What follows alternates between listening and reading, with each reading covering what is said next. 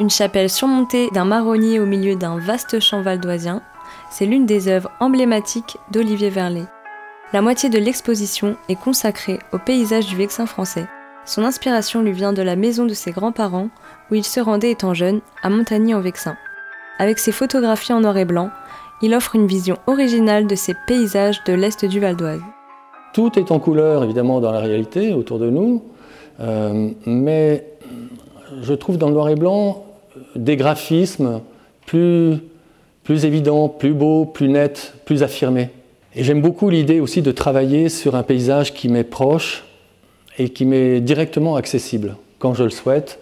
Et selon le temps qu'il fait, j'ai envie de mettre le nez dehors et je suis assez rapidement sur des lieux qui m'intéressent. Olivier Verlet ne tombe pas que sous le charme du Vexin.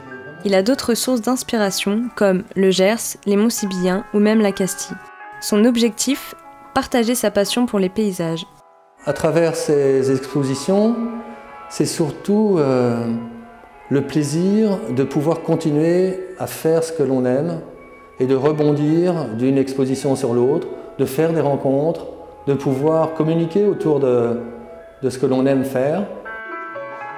Tout est question à la fois du choix du film. Oui. Parce qu'il y a des films qui sont plus granuleux que d'autres. Oui. Ah oui. Oui, bien sûr.